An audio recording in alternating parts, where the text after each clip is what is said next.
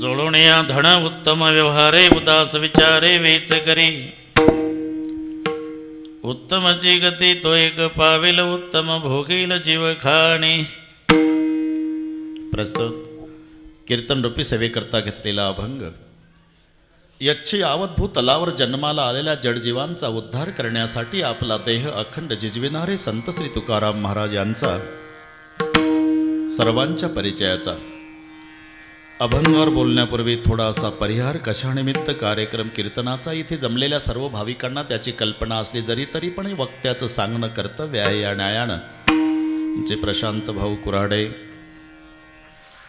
नवीन वास्तुशांतीच्या निमित्ताने मला कीर्तनाचं दिलं गेलेलं हे निमंत्रण त्या परिवाराच्या द्वारा निमंत्रण मिळाल्यामुळे तुम्हा सर्व मायबाप श्रोत्यांच्या दर्शनाचा मला लाभ झाला. या संबंधाने वास्तुशांती आणि त्या निमित्ताने कथा कीर्तन प्रवचन होम हवन यज्ञ यागादी क्रिया करण्याची जी पद्धत आहे याचं कारण आहे ज्या भूमीवर ही वास्तू उभी केलेली आहे ती भूमी दोषमुक्त आहे की दोषयुक्त आहे याची बांधणाऱ्याला कल्पना नाही.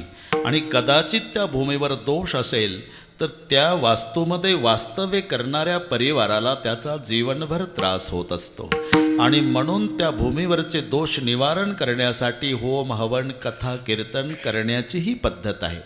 एवढे दोषच जगात नाही जेवढी ताकद नामात आहे.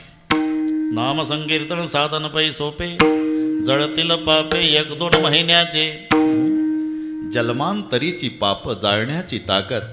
यमू म्हणे कवणा ते यमावे दमू म्हणे कवणा ते दमावे तीर्थे म्हणती काय खावे दोष वखदाशी नाही. आनंदाने करते घोष. दोष हरण करण्याचे सामर्थ्य भगवंताच्या नामचिंतनात आहे हे मानावं लागेल. भूमिदोष भूमी महात्मे, अन्नदोष अन्न महात्मे, संगदोष संग महात्मे. काहीचं अन्न सेवन केलं तर चोरी करण्याची इच्छा होते, काहीचं अन्न सेवन केलं तर भजन करण्याची वासना होते. उलट आहे. मग चौघाचं अन्न खाऊ नये. राजाचं, वेशेचं, भिकाऱ्याचं आणि वाईट आचरणाने मिळवलेल्याचं. राजान्नम गणिकान्नम भेषगन्नम तथैवच दुष्कर्मणांच सर्वेषाम अन्नम त्याज्यम स यत्नेतः. या 4 अन्नाचा त्याग सांगितलेला आहे. राजाचं अन्न खाऊ नये, वेशेचं अन्न खाऊ नये, भिकाऱ्याचं अन्न खाऊ नये आणि वाईट व्यवसायाने मिळवलेल्याचं अन्न खाऊ नये. आणि म्हणून दुर्योधन राजा होता तरी कृष्णजीनं त्या अन्नाचा तिरस्कार केला. राजान्नम. जसं अन्न तसं मन तयार होतं आणि मन तयार होतं तसा स्वभाव तयार होतो, तशी कृती तयार होत असते. आणि म्हणून पाण्यानं वाणी आणि अन्नाने मन ठरलेलं आहे. तेव्हा आपल्या लक्षात येईल एका गावामध्ये एक चोर 12 वर्षे चोऱ्या करत होता. बायकोला सांगितलंय बघ 12 वर्षे चोऱ्या करतो पण भगवंताने माझा व्यवसाय व्यवस्थित चालवला, अजून पोलीसच्या ताब्यात गेलो नाही. आता 12 वर्षे झाले, आज शेवटचा श्रावण सोमवार आहे. आपल्या गावच्या ब्राह्मणाला जेवायला सांग, त्याला कपडे कर, त्याला दक्षिणा दे. मी आज चोरीला निघालो.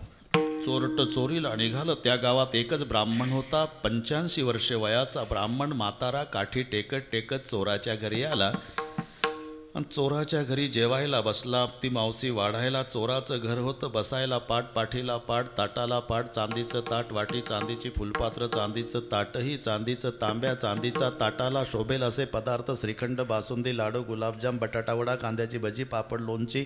तुम्हाला आठवण ते समजा ना. ब्राह्मणाने विचार केला एकटीच मावशी वाढायला आहे, ताटही चांदीचं आहे, तांब्याही चांदीचं आहे, फुलपात्रही चांदीचं आहे, पण एवढं नाही जमणार, फुलपात्र जमते. म्हणून जेवण झाल्यावर दक्षिणा घेतली. ब्राह्मणानं फुलपात्र सदऱ्याच्या खिशात घातलं आणि ब्राह्मण निघाला. घर अगदी 15-20 फुटावर आलं होतं. ब्राह्मणाच्या मनात आलं की पांडुरंगा, या गावच्या सगळ्या भिक्षेवर जगलो मी. दुष्काळ पडला, पाणी पिऊन राहिलो, पण कधी कोणाचा सुतईचा सडा चोरायची इच्छा झाली नाही. आज 85 वर्षाचा झालो, फुलपात्र चोरण्याची इच्छा का व्हावी? कदाचित खाल्लेलं अन्न तर त्या लायकीचं नसेल. ब्राह्मण पुन्हा वापस आला. त्या चोराच्या दारात येऊन उभा राहिला. ती मावशी उभी होती. का हो काका, अहो मावशी, मी तुमचं फुलपात्र चोरून नेलं, न्या ना. भरपूर आहे आमच्याकडे. नाही, त्यासाठी नाही आलो. मग 85 वर्षे जगलो, कोणाचा सुतईचा सडा अजून चोरला नाही.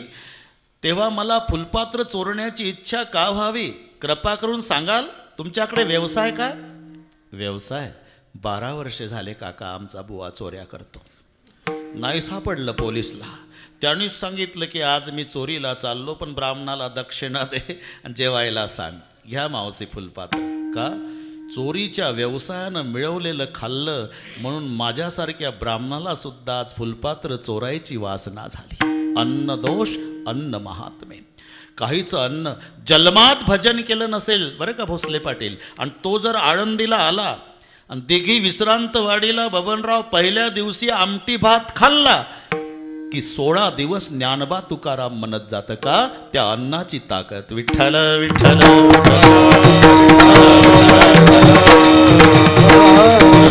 मानावंच लागेल. अन्नदोष नहीं तो 180 साल के कटी मेखला गंगा पुत्र भीष्माचार्य बैठे थे सभा में, उनके सामने द्रौपदी की साड़ी खींची जा रही तो भी कुछ नहीं बोले. क्यों?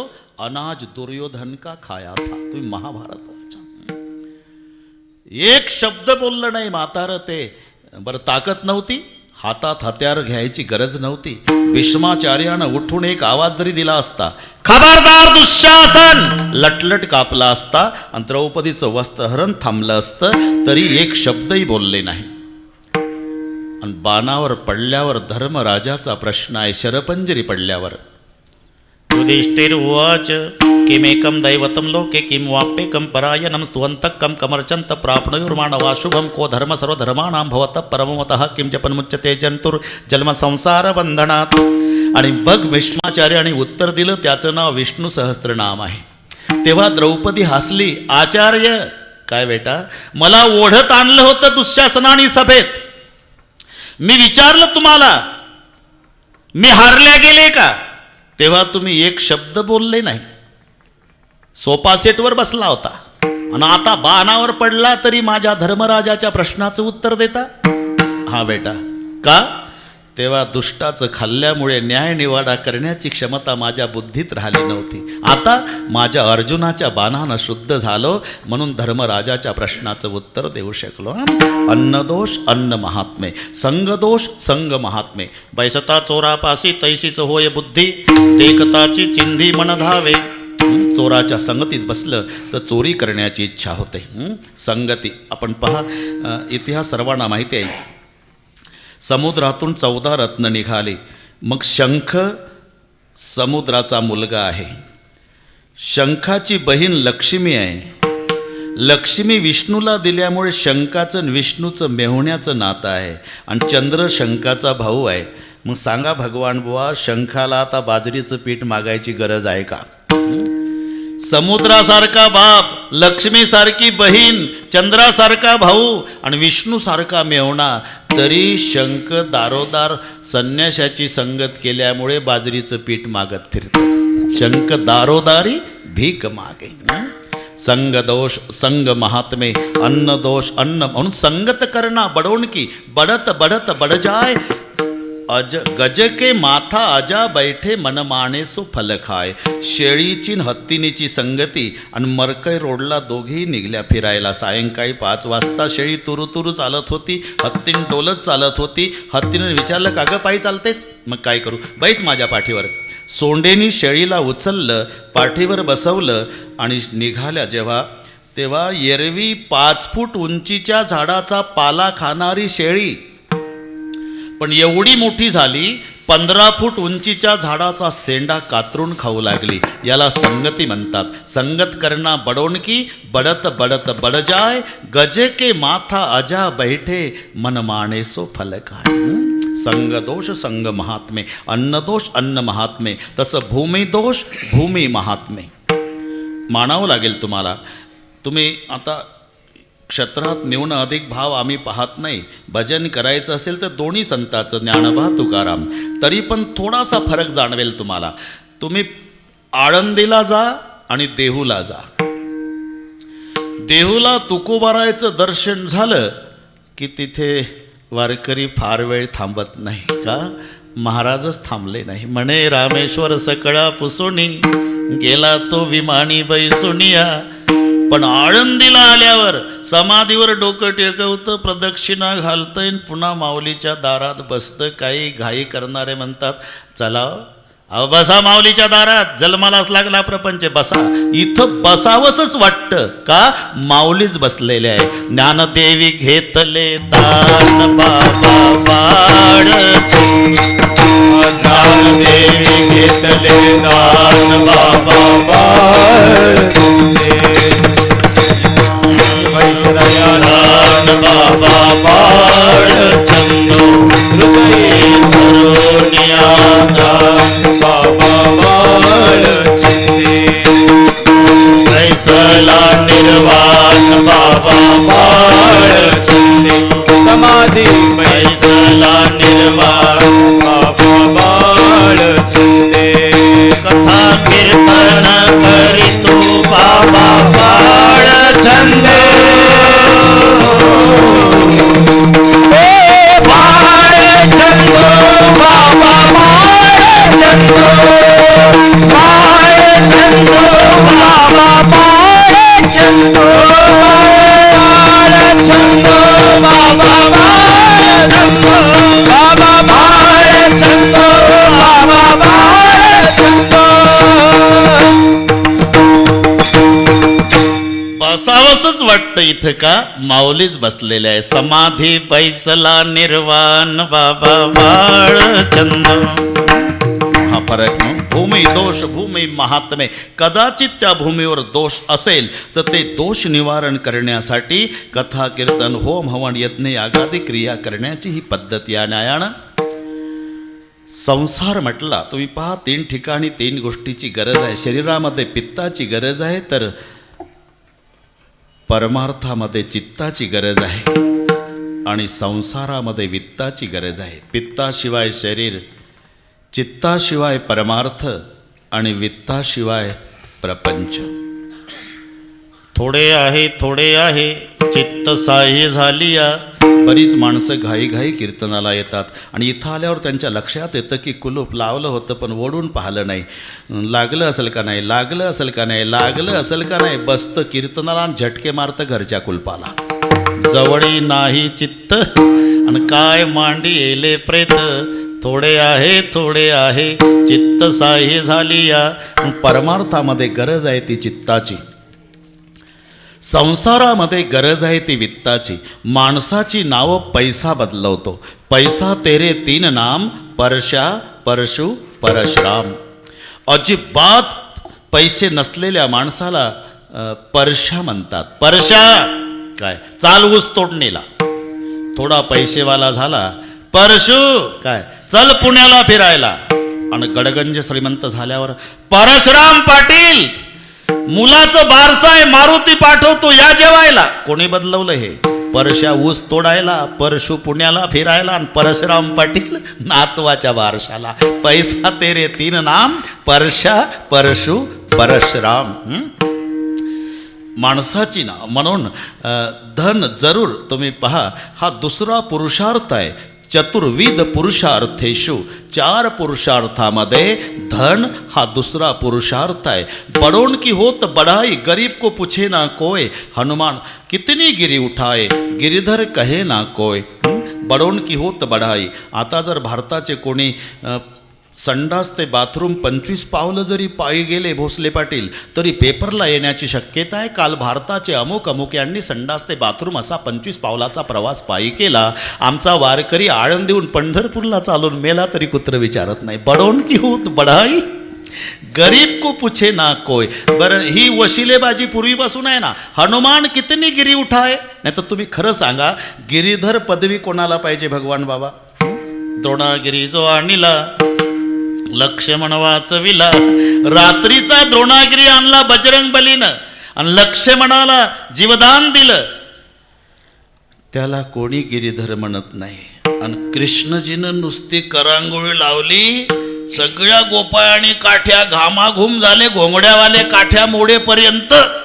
यानं नुसती करांगोळी लावली तरी याचं नाव पहिल्या पानावर आलं पेपरला, गिरीधर. ही पूर्वीपासूनची वसिलेबाजी. अरे द्रोणागिरी आणला त्याला कोणी गिरीधर म्हणत नाही, आणि करांगोळी लावली याला गिरीधर का? बडोन की होत बढाई, गरीब को पूछे ना कोय, हनुमान कितनी गिरी उठाए, गिरीधर कहे ना कोय. बरं दिलं काय? लेना देना कुछ नहीं, सब अदृष्ट का खेल. अरे बिभीषण को लंका दी, हनुमान जी को तेल, आणि ती दर शनिवारी दररोज सुद्धा नाही. म्हणून पैसा वाळानी बकरी मरे तो बधे गामे जाणे, ही गुजराती भाषेत म्हण आहे बरं का प्रकाश शेठ. पैसा वाळानी बकरी मरे बधे गामे जाणे, गरीब की छोकरी मरे कोई न जाणे. श्रीमंताची शेळी जरी मेली, अख्खं गाव वाड्यात जमा होतं. कशी काय मेली शेळी, कशी काय मेली शेळी, पेपरला वाचलं काल, शेळी मेल्याचं पेपरला. वाईट वाटलं, कशी काय मेली शेळी. अरे शेळी मेली 1400 रुपयाची, आणि समजूत घालणाऱ्याला चहा पाणी 2800चा. काय भाव पडली शेळी. पैसा वाळानी बकरी मरे बधे गामे जाणे. आणि त्याच गावात झोपडपट्टीत गरिबाची एकुलती एक मुलगी मेली. दोघं नवरा बायको दिवसभर रडत बसली, कोणीच मदतीला गेलं नाही. रात्र झाल्यावर त्यानं उचललं त्या प्रेताला, बायकोनं खोरं टोपलं टिकाव, स्मशानभूमीत गेले. रात्रीच्या 2 वाजेपर्यंत खड्डा खोदला, दफनविधीचा कार्यक्रम केला. दिवसभराचे उपवासी पहाटे 3ला आले, आणि झोपडीत आपल्या लेकीच्या आठवणी काढू काढू उजाडेपर्यंत रडू लागले. तरी गावातलं कोणी तिकडे फिरायला जात नाही. हा फरक का? शेळी श्रीमंताची म्हणून आणि मुलगी गरिबाची म्हणून. हा तुम्ही पहा, काटा छुपा अमीर को तो दौडे लोक हजार, निर्धन गिरा पहाड से कोई न जाए कार. श्रीमंताच्या पायात काटा बोचला तरी हजारो माणसं जातात. पाय बरा आहे का, पाय बरा आहे का, पाय. मरतात का माणसं काट्यानं? शेतकऱ्याच्या पायातले काटे चितेत जळतात, पत्र्याच्या शेडमध्ये ओढ्याच्या काठाला. त्याला काटा काढायला वेळ नाही. पण काटा छुपा अमेरिको दौडे लोक हजार. मी सांगतो कासाठी, संसार म्हटलं की तिथे महत्व आहे ते धनाला. धनवंताला की सर्व मान्यता हे जगी, मायबाप बंधू जन सर्व मानिती वचन. संसार म्हटला, गृहस्थाश्रम म्हटला की महत्व धनाला आहे. म्हणून धन जरूर मिळवा, पण संतांचा आदेश आहे ते कसं मिळवा याकरता नीती शिकवतात. जोडिया धन उत्तम व्यवहार, जोडिया धन उत्तम व्यवहार, जोडिया धन उत्तम व्यवहार, जोडिया धन उत्तम व्यवहार.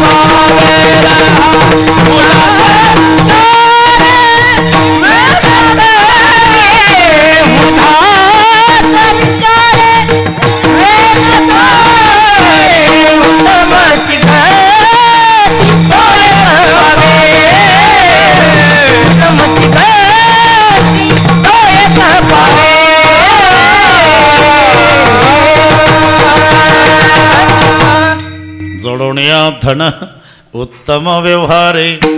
उत्तम व्यवहाराने धन मिळवा, संतांचा आदेश आहे. उत्तम व्यवहाराने मिळवा म्हणतात, त्या अर्थी दुसराही व्यवहार असला पाहिजे. त्याला शास्त्रामध्ये अन्यायोपार्जितम द्रव्य असा शब्द आहे. त्यालाच वेगळ्या भाषेत ब्लॅक व्हाईट हे चांगलं कळतं.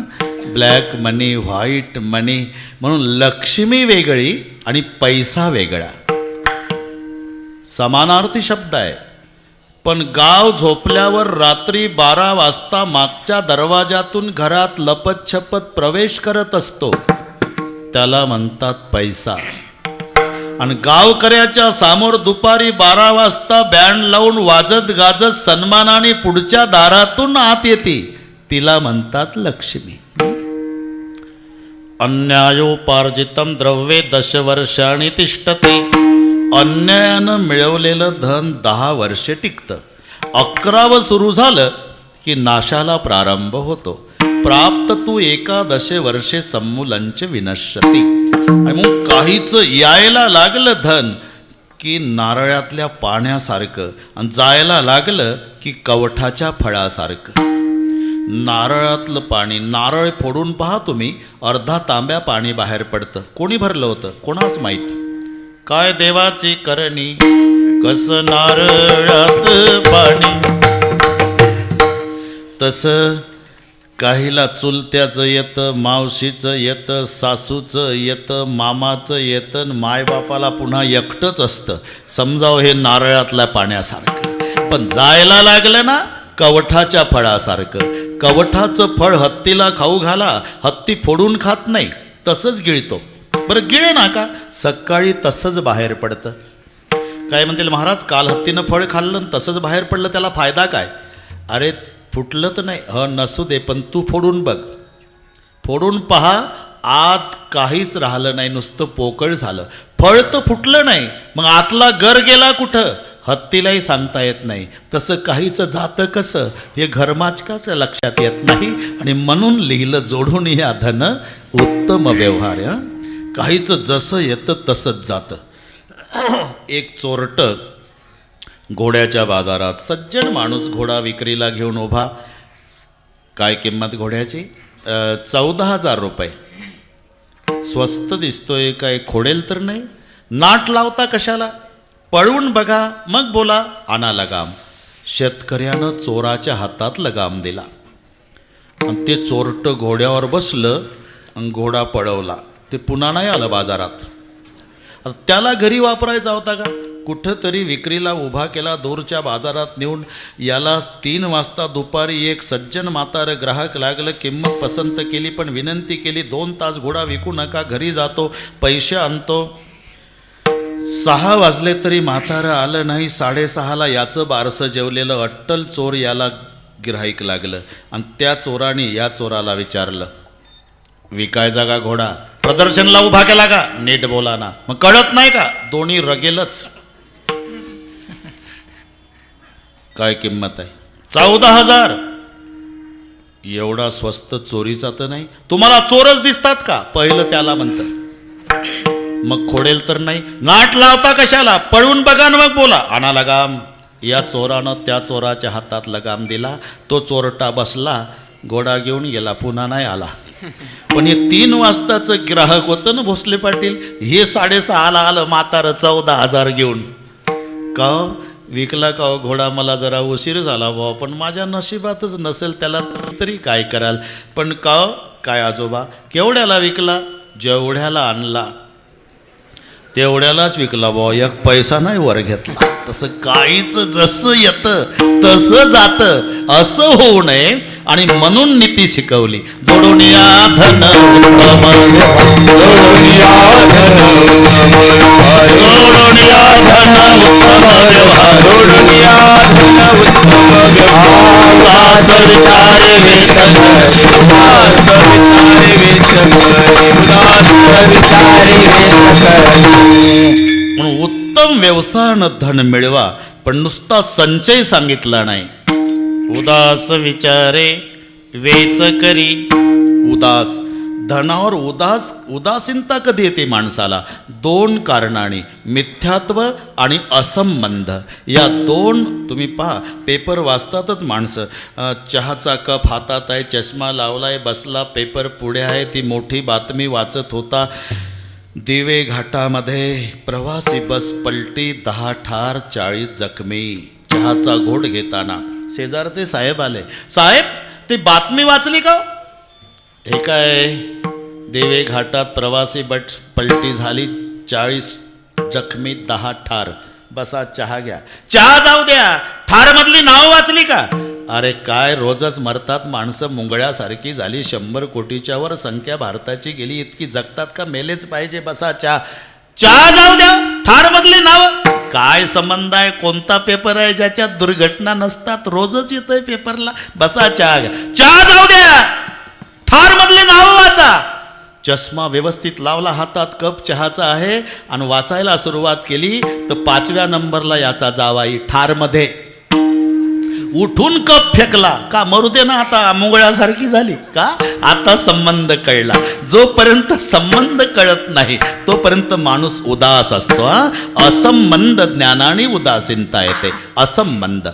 तसा धनाचा विचार करा तर धनाचा आणि आपला शेवटच्या दिवशी संबंध नाही. माझं खोटं वाटत असेल तर तुम्ही मरून पहा. इकडचं नाही सांगत भोसले पाटील. विलासराव तिकडच्या गोष्टी सांगतो आम्ही आता सध्या. तिकडच्या कार्यक्रम ते म्हातारं मेलं भाऊ, त्याच्या कानात बिगबाई तशीच होती. ते प्रेत न्हायला काढलं पुढे आणि त्या म्हातारीचं लक्ष गेलं की बिगबाई कानात तशीच आहे. जाऊन काढावी तर लोक म्हणतील सोन्यासारखा जीव गेला आणि म्हातारी कानावर तुटून पडली. आणि न काढावी तर 5 ग्रामची आहे. म्हातारं मरता मरता 10,000चं वाटोळे करून चाललं. तेवढ्यात 10वा उरकल.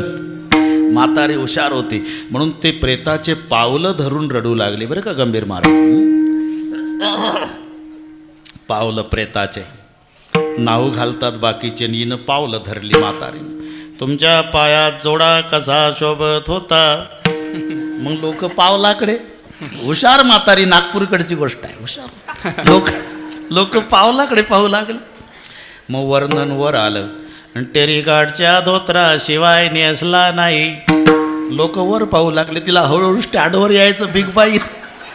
वर्णन तिकडून सुरू. मग कमरेचं वर्णन. चांदीच्या करगोट्याशिवाय बांधला नाही.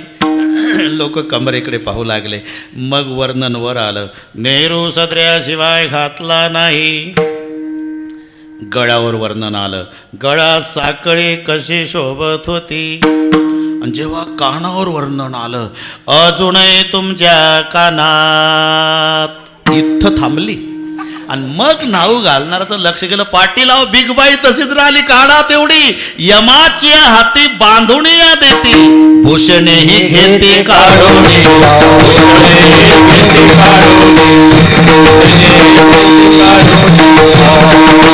याला म्हणतात असंबंध. त्याचा आपला शेवटी संबंध नाही. यानं उदास. किंवा दुसरं एक कारण आहे मिथ्यात्व. ते खोटं आहे मग तेथे न चले काही. आणि ते खोटं आहे कळलं की उदासीनता येते. मधुकरीवाला बुवा गेला मधुकरीला. अंगणामध्ये KG2ला असलेलं त्या मावशीचं बाळ खेळत होतं. मावशी स्वयंपाकात घरात होती आणि बुवानं आवाज दिला अंगणातून, मधुकरी. वृंदावनाजवळ 1 रुपया पडला होता बरं का पाटील. रुपया. बुवाचं लक्ष गेलं. हे 70 सालची गोष्ट आहे. आता रुपयाला महत्व नाही. तेव्हा बुवाचं लक्ष गेलं. रुपया आहे आणि बुवा एक पाऊल रुपयाकडे निघाला. मधुकरीवाला ते KG2ला होतं. हुशार होतं पोर. ते सध्याची लहान पिढी फार हुशार आहे. बऱ्याच आज्याचे मोबाईल नातू दुरुस्त करून देतात. हिसकून घेतं ते. आणा आजोबा. समजत नाही तर कशाला पटणार आता. 7 वर्षाचं 70 वर्षाच्या आजोबाला. ठीक आहे ते तुम्ही सदर वाचा. मी एक नापास आजोबा. खरंच त्याच्या पुढे नापासच आहे आजोबा. बरेच ते KG2ला होतं. हुशार होतं. त्यानं बघितलं की हा बुवा मधुकरीला आला आणि रुपयाकडे चालला. बुवा बिघडला. त्या मुलानं आवाज दिला. अगदी 2-3 फूट अंतर राहिलं होतं रुपयाचं. मुलाने आवाज दिला आईला, मम्मी. ती घरात, का रे बाळा. एक बुवा आला. मधुकरीवाला असेल. अगं पण ते वृंदावनाजवळ रुपया पडला ना, हा तो घ्यायला चालला तो बुवा. आईनं आवाज दिला घरातून, नेऊ दे कालपासून पडला खोटा रुपया आहे. तसाच बुवा रिवत झाला. का खोट कळलं की उदास. म्हणून धन जरूर मिळवा, पण त्याचा शेवटच्या दिवशी संबंध नाही आणि ते खरं नाही असं समजून उदास विचारे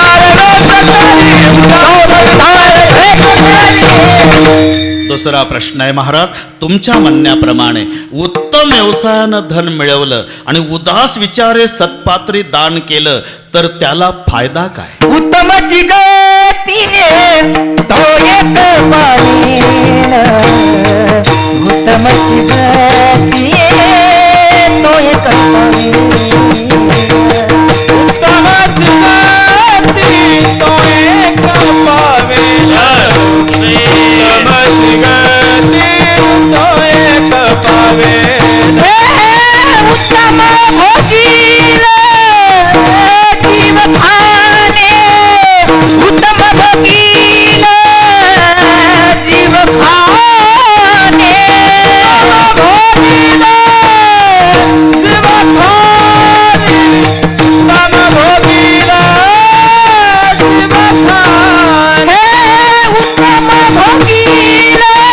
उत्तम भोगील जीव खाणे, उत्तम भोगील जीव खाणे,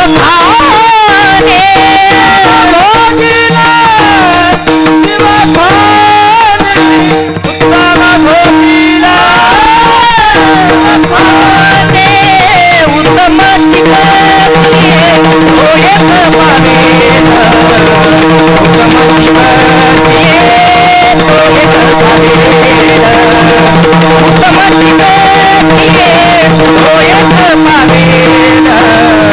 उत्तमाची गती तो एक पावेल, उत्तमाची गती तो एक पावेल, उत्तमाची गती तो एक पावेल, उत्तमाची गती तो एक पावेल, उत्तमाची गती तो एक पावेल, उत्तमाची गती तो एक पावेल, उत्तमाची गती तो एक पावेल, उत्तमाची गती तो एक पावेल. उत्तमाची गती. तुम्ही काय खाऊन आले आज? तो एक पावेल. उत्तम व्यवसायानं धनाचा संचय करून उदास विचारे सत्पात्री दान केलं तर उत्तमाची गती तो एक पावेल. उत्तम गतीला प्राप्त होईल म्हणजे काय? उत्तम भोगील जीव खाणी. अहो पण तोच हा, हे कशावरून ओळखायचं? अनुमान. अनुमान करायचं असते कधी कधी. ज्या अर्थी त्या अर्थी. यत्र यत्र धुमाहा, धूर निघतोय ना, तत्र तत्र वन्नी, तिथं अग्नी असला पाहिजे. अनुमान. एक आंधळा आणि एक डोळावाला, दोघंही एका गावात गेले बरं का भगवान महाराज. आणि बहुतेक आंधळा ग्रहस्थासोबत एक डोळावालं असतं. वारीतही बरेच येतात ते 1-4 आंधळा बाबा डोळ्यावाला दोघं. आणि एका गावात पहिल्यांदा गेले, त्या गावाला वेश होती. वेशीजवळ गेल्यावर आंधळा ग्रहस्थाला डोळावाला म्हणाला गावात प्रवेश करण्यापूर्वी, आंधळे बाबा इथे थांबता का 5 मिनिट? काय काम आहे? ते भोपळे आणतो मी. भोपळे म्हणजे इथे भाजी मार्केट आहे का रे? आंधळा म्हणला नाही. मग कुठून आणतो? वेशीजवळ वेलाला भोपळे आहे. वेशीजवळ वेलाला किती असतील? 50 भोपळे असतील. मला हे सांग, तार कंपाऊंड आहे का? नाही. राखणवाला आहे का? नाही. आणू नको. का? कडू आहे. आंधळ सांगतं भोसले पाटील डोळावाल्याला कडू आहे. डोळावाला म्हणला मी हे पहिल्यांदाच या गावात आलो, मी डोळावाला असून हे शहाणपण शिकवतोय आंधळ. आंधळाचा आंधळ मला शहाणपण शिकवतो. माझ्यावर विश्वास नाही का? जाण. डोळावाला गेला, एक भोपळा तोडला. तिथंच त्यानं चाखून पाहला, कडू. भोपळा टाकून दिला आणि येऊन आंधळ्याचे पाय धरले. का पाया पडतो?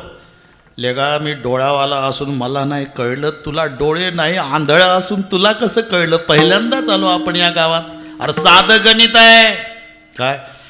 वेशीचा जवळ वेलाला 50 भोपळे, तार कंपाऊंड नाही, राखणवालं नाही, लेका गोड असते तर गाववाल्यानं वेल उपटू उपटू नेले असते. हात लावला नाही याचा अर्थ सगळे भोपळे कडू आहे हा. ज्या अर्थ त्या अर्थी. तसं तोच हा उत्तम गतीला प्राप्त झाला. हे कशावरून? त्याच्या कृतीवरून. त्याची कृती परोपकारी, नेने परनिंदा परोपकारी. 18 पुराणेषु व्यासस्य वचनद्वयं परोपकार पुण्याय पापाय परपीडनम. दुसऱ्याला पीडा करणं याला पाप म्हणतात आणि परोपकार करणं याला पुण्य म्हणतात. म्हणून तुका म्हणे फार थोडा तरी परोपकार, परोपकारी पुण्य ते जाणारे भाईनो परोपकाराचे. म्हणून परोपकारी. नेने परनिंदा, दुसऱ्याची निंदा करीत नाही आणि कोणी केली तरी तो रागवत नाही. तुका म्हणे आम्ही झालो अग्निरूप, लागून येती पाप पुण्यांगा. एक महात्मा रस्त्याच्या काठाला बसला आणि त्याला एक ग्रहस्थ शिव्या देऊ लागला. इतक्या शिव्या, इतक्या शिव्या, इतक्या शिव्या. 1 तास त्यानं शिवी दिली तरी पहिली शिवी पुन्हा वापरली नाही. एवढा स्टॉक शिव्यांचा देणाऱ्याजवळ होता. पण तास झाला शिव्या देऊन तरी महात्म्यावर काही परिणाम झाला नाही. तोच म्हणला, महात्मा जी क्या हम आपको जब से गाली दे रहे 1 घंटा हुआ. गाली किसको दे रहे? आपको. आणि मतलब आत्मा को या शरीर को. म्हणजे शिव्या देतोस तू माझ्या देहाला का आत्म्याला? अरे देहाची निंदा केली असेल तर देह शिव्या देण्याच्याच लायकीचा आहे. रोगाचे भांडार, दुर्गंधीची थार. आणि आत्म्याला शिव्या घातल्या असेल तर तुझा आणि माझा आत्मा एकच आहे. मग तुला दिली काय आणि मला दिली काय? दुसरं एक कारण आहे का? तू शिव्यांची मनी ऑर्डर केली, हां, मग मी सही करत नाही ना, जाईल कुठं? तो नियम आहे. तो मनी ऑर्डर घेऊन येतो पोस्टमॅन. रामाजी गोमाजी कापसे घरी नाही. कुठे गेले? वृंदावनला. कधी येतील? 4 महिन्यानं. मग मनी ऑर्डर कुठे जातो? त्याच्या पाठीमागं लिहिलं असतं भेजनेवाले का नाम और पुरा पत्ता. मनी ऑर्डर सोडवणारा जर गैरहजर असेल तर मनी ऑर्डर भेजनेवाले का नाम और पुरा पत्ता. तू 1 तास झाला शिव्यांची मनी ऑर्डर केली पण मी सही करत नाही ना, मग जाईल कुठं? भेजनेवाले का नाम और पुरा पत्ता. म्हणून नेने परनिंदा. दुसरी निंदा कधी माघारी होत असते. हाती चलत है अपने गतमो, कुत्ता भुकतवा को भुकवा दे, तो राम सुमर जग लरवा दे. 50 कुत्रे, हत्ती जर चालला ना 50 कुत्रे भुंकतात. शेपूट हालू हालू, शेपूट हालू हालू, शेपूट हत्त्यावर. पण लांबून भुंकतात 100 फुटाहून. का?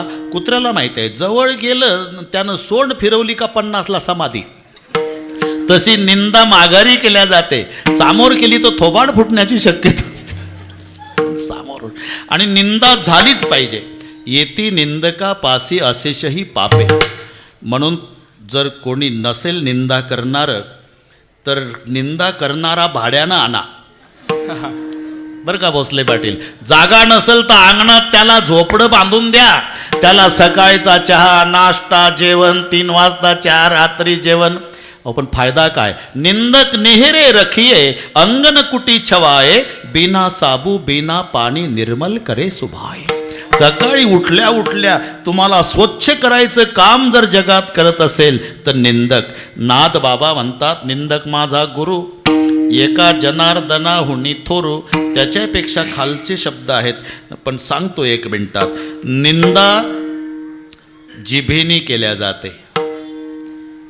निंदेला विष्टा म्हटलेला आहे. निंदकासारखं प्रेम कोणीच करत नाही तुमच्यावर. जगात सर्वात श्रेष्ठ प्रेम कोण करतं असं जर कोणी विचारलं तर निंदक करतं. आईपेक्षा सुद्धा. कारण एकुलतं एक लेकरू असलं तरी त्याची विष्ठा आई हातानं सुद्धा काढत नाही भोसले पाटील. ते कवेलाचा तुकडा, वर्तमानपत्र, खरड कशाच्या द्वारा तरी विष्ठा काढते. पण निंदकाचं एवढं प्रेम आहे तुमच्यावर, जिभेनं काढतात.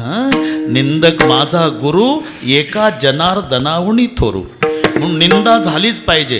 कुत्र्यानं विनाकारण भुंकलंच पाहिजे, त्यालाच कुत्रं म्हणतात. आणि जर भुंकलं नाही विनाकारण, त्याला कुत्रं कोण म्हणून? कुत्र्याचा कुत्रेपणा विनाकारण भुंकण्यात आहे, आणि हत्तीचा मोठेपणा त्याच्या भुंकण्याकडे दुर्लक्ष करण्यात आहे. लक्षात घ्या. हत्ती जर कुत्र्याच्या भुंकण्याकडे फिरला तर हत्तीचा दर्जा कुत्र्या इतका खाली झाला. म्हणून हाती चलत है अपने गतमो, कुत्ता भुकतवा को भुकवा दे. बस नेने परनिंदा, परोपकारी नेने परनिंदा, आणि परस्त्रिया सदा बहिनी माया. असत्य बचन और कठोरता परस्त्री जोरू समान, इतने पर नरक ना मिला तो तुलसीदास जमान. उलट सत्य बचन और लीनता परस्त्री मात समान, इतने पर सर्ग ना मिला तो तुलसीदास जमान. पराविया नारी रकमाई समान, हे गेले नेमून ठाईचेची.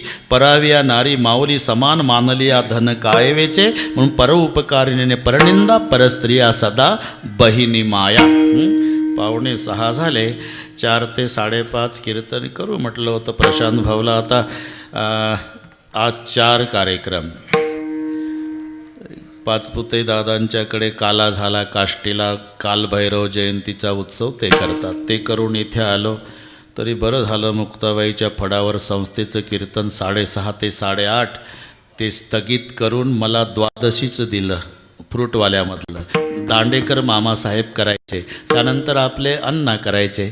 आता अण्णा आजारी असल्यामुळे त्या जागेवर आता मीटिंग घेतली. फ्रूटवाले तिथं गेले, म्हणले समाज खूप असतो, आता ढोक महाराजांना ती सेवा द्या. म्हणून अष्टमीचं इथलं कॅन्सल झालं आजचं, आणि तिथलं ठरलं द्वादशीचं, ते 7 ते 9 सायंकाळचं.